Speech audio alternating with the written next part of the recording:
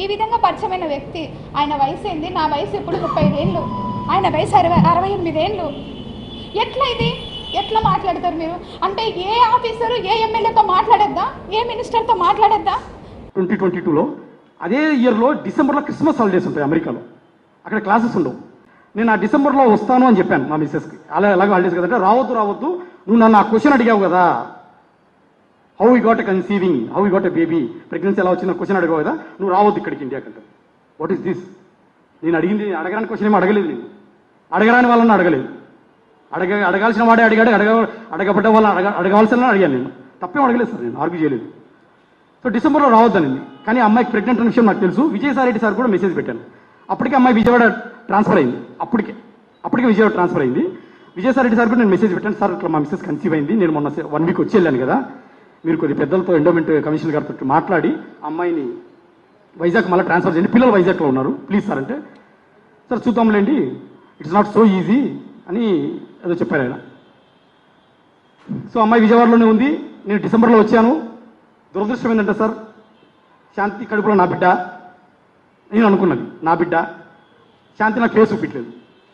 December 1 month ఉన్నాను, face చూపించలేదు అమ్మాయి. నాకు అడ్రస్ తెలియదు విజయవాడలో ఎక్కడుందో. ఆమె పర్సన్ డెమోక్రటిక్ పర్సన్. నేను చాలా స్వేచ్ఛవాదిని, ఏదైనా స్వేచ్ఛగా చేయాలంటాను, బలవంతం ఎక్కడ వద్దు. సెక్స్ అయినా తిండి అయినా ఏదైనా సరే, నో ఫోర్స్, బికాజ్ ఆమె పర్సన్ ఆఫ్ ఐడియాలజీ. సో ఆమె ఫేస్ చూపించానంటే అట్లా కాదమ్మా, నా బిడ్డను చూసుకుని వచ్చాను నీ కడుపులో ఉన్న బిడ్డను అంటే, లేదు నా క్వశ్చన్ అడిగామంటారు. ఓరే ఇదేం కర్మరా అని. సరే దురదృష్టం ఏంటంటే ఆ వచ్చిన 1 మంత్ శాంతిని చూసే అవకాశం దొరకలేదు, కడుపులో ఉన్న బిడ్డను చూసే అవకాశం దొరకలేదు. 2 వీక్స్ వైజాగ్లో ఉన్నాను, ఒక 1 వీక్ హైదరాబాద్లో ఉన్నాను, 1 వీక్ అమ్మ దగ్గరికి వెళ్ళాను బనగనపల్లికి.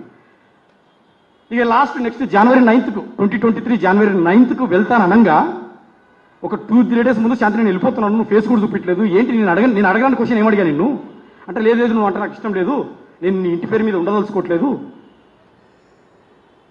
నేను నీ ఫేస్ చూపించను అని ఏదేదో she talking some meaningless senseless talk. నాకు ఇద్దరు ఆడపిల్లలు నన్ను ఏం మాట్లాడుతున్నా, నా బిడ్డను నేను చూసుకుని వస్తే నువ్వు అట్లా మాట్లాడుతావంటే నేనన్నాను.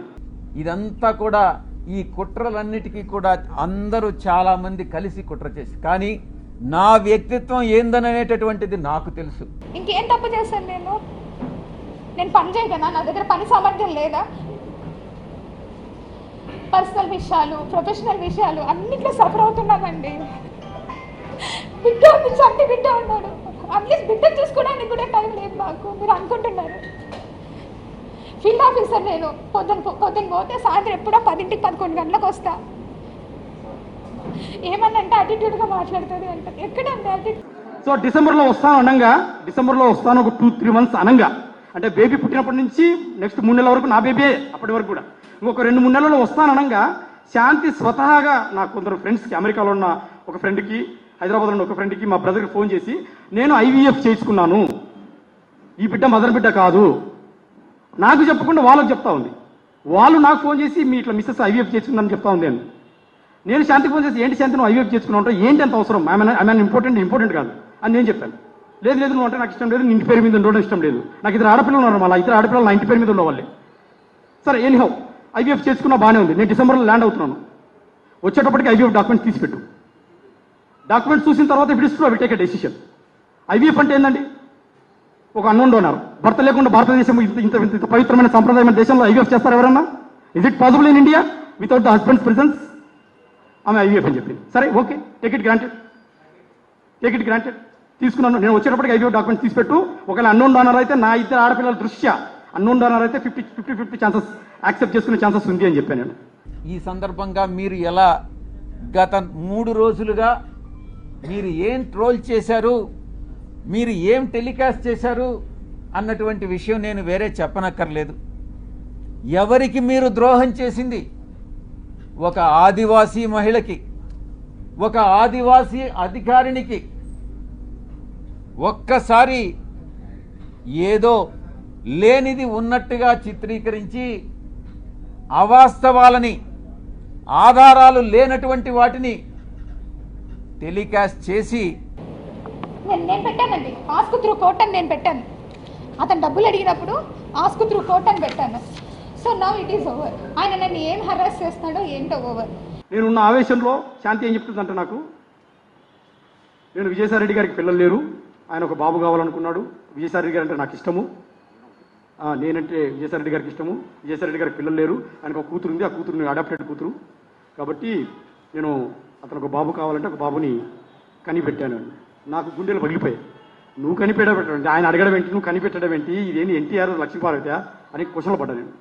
బరి తెగించి హద్దులు మీరి ఇష్టానుసారంగా ఆధారాలు లేకుండా నిరాధారమైనటువంటి ఆరోపణలు ఒక ఆదివాసీ స్త్రీతో సంబంధం ఉన్నట్టుగా మీరు చెప్పి ఈరోజు అదే ఆధారాలు మీరు ఎవరెవరికి సబ్మిట్ చేయాల్సి ఉంటుంది అన్నటువంటి విషయాన్ని నేను రాబోయేటటువంటి నా యొక్క ప్రెస్ కాన్ఫరెన్స్లో నేను ఎక్స్ప్లెయిన్ చేస్తాను.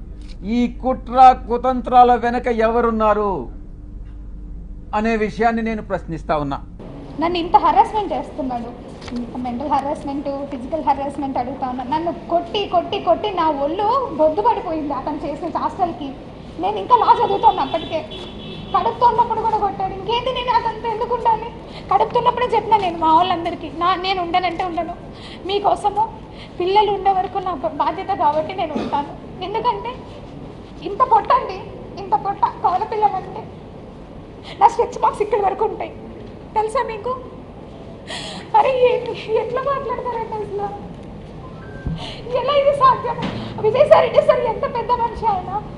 అరే ఆయన వయసుకి నా వయసుకన్నా తేడా లేదా కనీసం? మహాన్యూస్ అన్నిసార్లు ఆయన పేరు పెట్టి రాస్తూ ఉన్నారు. అసలు నేను ఇక్కడే ఉన్నా, లోకల్లోనే ఉన్నా. సస్పెన్షన్ ఆర్డర్లో క్లియర్గా మెన్షన్ చేసి ఉన్నారు ఎక్కడ పోకూడదని. నేను కమిషనర్కి మెసేజ్ పెట్టినా, సార్ బిడ్డల్ని చూసుకునేదానికి పోవాలి సార్ అనేసి నేను మెసేజ్ పెట్టిపోతా. అరగంట పర్మిషన్ అయినా సార్కి మెసేజ్ పెడతాను. నేను సస్పెన్షన్లో కూడా నేను సార్కి పర్మిషన్ అడిగిన మెసేజ్ పెట్టినా. నువ్వు చూపించినప్పుడు it is physical relation, it is an IVF అని నేను డిసైడ్ చేశాను. అవును ఫిజికల్ రిలేషన్ అనుకో అనేది. సరే మరి ఫిజికల్ రిలేషన్ అయితే ఎవరితో? నువ్వు ఎవరితో అనుకుంటే వాళ్ళతోటే చక్కగా చెప్పి. ఎవరితో అంటే అవును పెద్ద ఆయనతోటి, విజయసాయి రెడ్డి గారితో ఫిజికల్ రిలేషన్షిప్ అని. వీడు చేసినటువంటి అన్యాయానికి, అన్యాయమైనటువంటి నిరాధారమైనటువంటి ఆరోపణలకి, వీడు చేసేటటువంటి అన్యాయాలు, వీడు చేసేటటువంటి అకృత్యాలు, వీడు చేసేటటువంటి బ్లాక్మెయిల్స్, వీడు చేసేటటువంటి ఇండస్ట్రియలిస్ట్ అందరినీ కూడా పిలిచి వాళ్ళని బెదిరించి నీ ఇండస్ట్రీలో ఇవన్నీ తప్పులు చేశావు, నువ్వు ఇంత నాకు బ్లాక్మెయిల్ అమౌంట్ కట్టు అని బెదిరింపులను కూడా నేను కేంద్ర మంత్రికి నేను విన్నవిస్తా. ఇక నేనే టేకప్ చేస్తా. అరే నేను మాట్లాడితే తప్ప ఇంకెవరితో మాట్లాడాలి? మేము ఓన్లీ లేడీ ఆఫీసర్స్తోనే మాట్లాడేది ఒక రూల్ పెట్టండి. గవర్నమెంట్ ఆఫీసర్స్ అసలు మాట్లాడకూడదని కాన్స్టిట్యూషన్లోనే అమెండ్ చేయండి. పోనీ ఒక గవర్నమెంట్ ఆఫీసర్ మాట్లాడకూడదా? ఎంతసేపు మదన్ మోహన్ చెప్పాడు బాగుంది, ఎందుకంటే ముందు వెళ్ళాలి అన్నాడు. XYZ ఇంతమందితో అంటా ఉన్నాడే. నేను అలా ఎలా నేను మనిషినండి, ఉండండి. ఇష్టపూర్వకంగా నేను ఒక మనిషితో ట్రావెల్ చేసే హక్కు నాకుంది. నా ప్రైవసీ రైట్స్ అన్నీ మీరు తీసుకుపోయి ఈరోజు పరిచేసుకున్నారు ఇష్టం వచ్చినట్లుగా. నేను చావాలా? నేను నా చావుకి కారణం ఎవరైతే ఎలిగేషన్స్ వేశారో వాళ్ళే అవుతారు. నా బిడ్డలకి వాళ్ళే రెస్పాన్సిబుల్ అవుతారు. ఎందుకంటే బ్రతకడం ఇంకా తెలిసిన వాళ్ళు, తెలియని వాళ్ళు, ఫ్రెండ్స్. IVF బేబీయా, ఫిజికల్ రిలేషన్షిప్ బేబీయా? అసలు నేనైతే తండ్రి కాదు. ఎందుకంటే ఆ రోజు శాంతి నాకు ఆ హోటల్లో డేట్ చూపించింది. నాకు నువ్వు ఆ సెప్టెంబర్ 1 వీక్ వచ్చినప్పుడు నా కడుపులో 8 weeks బేబీ ఉంది అని నాకు ఒక ప్రూఫ్ చూపించింది. ఎత్తుకున్న బేబీని దించాను సార్ నేను. ఆ రోజు దించేసి నా బేబీ కాదని కన్ఫర్మ్ అయింది. IVF అయితే IVF చూపించు, ఎవరైతే తండ్రి ఎవరో చూపించు. నాకు అక్కడి నుంచి స్టార్ట్ అయింది సార్. జనవరి ఆ మిడిల్ నుంచి స్టార్ట్ అయింది సార్. చూపించట్లేదు, నాకు చూపించదు. నా పరిస్థితి చాలా దారుణం ఉంది సార్. ఆ రోజు ఒకసారి ఆలోచించింది సార్. 2 ఆడపిల్లలు, IVF అంటుంది, డాక్యుమెంట్ చూపించదు, తండ్రి ఎవరో తెలియదు. ఏమంటే విజయసాయి రెడ్డి సార్ పేరు చెప్తుంది. పోనీ విజయసాయి రెడ్డి వెళ్ళి అడగలేను కదా, మీరైనా తండ్రి అని ఎట్లా అడుగుతాను? నేను అడగలేని పరిస్థితి. కలిస్తే తప్ప, కలిస్తేనే సంబంధం అంటగట్టేస్తారా? తారతమ్యాలు అనేటటువంటివి లేవా? వయసు అన్నటువంటిది తెలీదా? సహాయం కోసం 1-2 సార్లు నా కార్యాలయానికి వస్తే చాలామంది వచ్చారు. మీలో కూడా చాలామంది వచ్చారు. జర్నలిస్టులు కూడా ప్లాట్లు అడిగారు. ఉద్యోగం కూడా వదిలేసి వెళ్ళిపోవాలి. గవర్నమెంట్ ఉండదు, ఏ గవర్నమెంట్ అన్నా రానియండి, గవర్నమెంట్ ఆఫీసర్కి సంబంధం ఉండదు. ఇప్పుడు మళ్ళీ రీఇన్స్టేట్ చేస్తారు. మళ్ళీ నేను ఒక దగ్గరికి ఆఫీసర్గా పోవాలి, అక్కడ లోకల్ పర్సన్స్ చెప్పింది చేయాలి కదా. లేదు నేను మీకు చెయ్యను అని అంటామా మేము? నేను రిక్రూట్ బై ద గవర్నమెంట్గా, అంతేగాని పొలిటికల్ పార్టీస్తో కాదు. విజయసాయిరెడ్డి సార్ పెద్ద సరేనమ్మా, పెద్ద అయినా సరే యాక్సెప్ట్ చేస్తాను. నువ్వు ఏదో చేసావు తప్పు, వదిలేసుకుంటా. నాకు ప్రూఫ్ కావాలి, ఆ ప్రూఫ్ పక్కా కావాలి, పక్కా ఇస్తే వదిలేస్తా. సో నాకు ఇక మార్చి ఏప్రిల్ ఆ టైంలో నేను విజయసాయిరెడ్డి గారిని ఏమి చూపించలేని పొజిషన్లో ఉంది, నేను అడగలేను. సో నాకు ఏదేదో పేర్లు చెప్పింది, 4 పేర్లు, ఒక్కొక్క వారం ఒక్కొక్క పేరు చెప్తుందని. ఇక నాకు చిరాకు వచ్చేసి ఏప్రిల్ ఎండ్లోనో మేలోనో I went direct to Apollo hospital Vizag వెళ్ళిపోయింది సార్. నేను వెళ్ళిపోయి మార్నింగ్ 4 o'clock వెళ్ళిపోయి అక్కడ సెక్యూరిటీ లేపి నేను I'm the father of baby 2023 April 15 తారీఖు బేబీ పుట్టింది, శాంతి కాలింగిరి నా వైఫ్, నా పేరు మానిపాటి మదన్మోహన్ అంటేనే. తన నా పాస్పోర్ట్ వీసా కూడా చూడలేదు, టక్క కంప్యూటర్లో కొట్టాడు, చూశాడు. మీకు డాక్యుమెంట్స్ ప్రూఫ్స్ అన్ని చూపిస్తాను నేను, ఆ హాస్పిటల్లో నా పేరు ఉన్నది, మీకు కావాలంటే పంచుతాను నేను డీటెయిల్స్ అన్ని కూడా. ఇది సార్ జరిగింది. శాంతి సిగ్నేచర్ లేకుండా మ్యూచువల్ ఎలా సైన్ పెడతాను? ఇది చేసింది నేనే, ఒప్పుకుంటాను సార్ ఇది చేసింది నేనే, ఈ సిగ్నేచర్ చేసింది నేనే. కానీ ఇది 2016 డాక్యుమెంట్ కాదు, ఇది జూన్ 2024లో ఎంటీ డాక్యుమెంట్ తెచ్చి తను మేనిఫెస్టో రాసుకొచ్చి నాతో బలవంతంగా భయపెట్టి నాతో బలవంతంగా సిగ్నేచర్ చేసింది. లేకపోతే అక్కడ అమ్మాయి సైన్ ఉండాలా? ఇక్కడ సాక్షి సంతకాలు ఎక్కడ ఉన్నాయి సార్? స్వయాన ఆమె చెప్పింది, ఆ ఆదివాసీ మహిళే చెప్పింది అధికారిని, సాయిరెడ్డి తండ్రి లాంటి వాడు అని. బుద్ధి ఉండాలి ఎవరికైనా, టెలికాస్ట్ చేసేవాడికి. మనిషి అన్నవాడు మనిషి అయి పుట్టుంటే, కడుపుకి అన్నంగాని తింటా ఉంటే, ఎటువంటి వ్యక్తి కూడా, అటువంటి వ్యక్తులు, మానవత్వం ఉన్నటువంటి వ్యక్తులు ఎవరు కూడా ఇటువంటి విషయాలు టెలికాస్ట్ చేయరు. ఒక వ్యక్తి చేసినటువంటి ఆరోపణలను దృష్టిలో పెంచుకొని ఒక మహిళ క్యారెక్టర్ మీద దెబ్బతీస్తారా? ఒక మహిళ క్యారెక్టర్ మీద దాడి చేస్తారా? ఆ స్థానంలో నేను ఒక్కటే అడుగుతున్నా, ఒరేయ్ వంశీ, నీకు అమ్మ లేదా?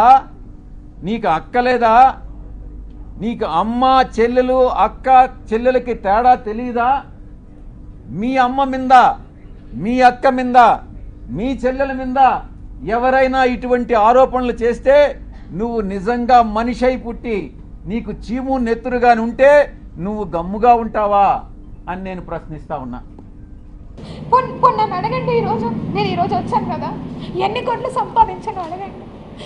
ఇంతమంది మీడియా ఉన్నారు, ఇది న్యాయంగా అనిపిస్తుందా మీకు? ఒక ఆడదాన్ని ఇంతగానో వేధిస్తూ ఉన్నారు. అరే మీకు వరుస లేదు, ఏజ్ లేదు, ఎవరితో పడితే వాడితో అని మాట్లాడుతున్నా కూడా ఒక్కరు ఖండించలేదు అంటే మీరు? నేను అడుగుతాను, ఇంతమంది అబ్బాయిని, ఇదే మీ ఇంట్లో ఆడబిడ్డకి ఎవరికో జరిగితే ఊరుకుంటారా? ఆమెను ఎప్పుడు నీకు డైవర్స్ ఇస్తా, నీకు పొట్ట ఉంది, నీకు బొజ్జ ఉంది, నువ్వు లావైనావు, ఆమెనే చెప్తుంది. అంటే 42 ఏళ్ళు వస్తే పొట్ట బొజ్జ రాదా మేడం? జుట్టు కూడదా? నేను ఇతికి వచ్చానా? 42 ఏళ్ళు, 9 ఏళ్ళ పిల్లలు, 4 ఏళ్ళు పెద్ద మనుషులు అవుతారు. నీకు పొట్ట ఉంది, నీకు బొజ్జ ఉంది, సిల్లీ రీజన్స్. ఆమె దగ్గర ఉన్న ఒరిజినల్ని ఫోరెన్సిక్ పంపించండి, లైట్ డిటెక్టర్ పంపించండి, నన్ను పిలవండి. ఫోరెన్సిక్ పంపిస్తే ఇది జూన్ 11వ తారీఖు 2024లో డమ్మీ ఫేక్ డాక్యుమెంట్. ఇది నన్ను బలవంతంగా భయపెట్టించి థ్రెట్ చేసి సైన్ తీసుకున్నారు. భయంతో అంత పెద్ద మనిషిని నేను అడగలేను కదా. ఆ రోజు ఫస్ట్ రోజే చెప్పింది, కానీ పోయి అడగలేను కదా. నువ్వేనా నా బిడ్డకు తండ్రి? నేను అడగలేను. ఐ డోంట్ హ్యావ్ ఏ పక్కా ఎవిడెన్సెస్ లేవు సార్ నా దగ్గర. ఎవరు బిడ్డ అని తెలిసేంత వరకు I will go for fast on death. ఎవరైనా, మా పార్టీకి చెందిన వాళ్ళైనా, తెలుగుదేశంకి చెందిన వాళ్ళైనా, జనసేనకి చెందిన వాళ్ళైనా, జర్నలిస్టులైనా, ఎవరైనా నా ప్రతిష్టకి దెబ్బతీసే విధంగా ప్రవర్తిస్తే వదిలే ప్రసక్తే లేదు అని నేను మీకు సభాముఖంగా చెప్తా ఉన్నా.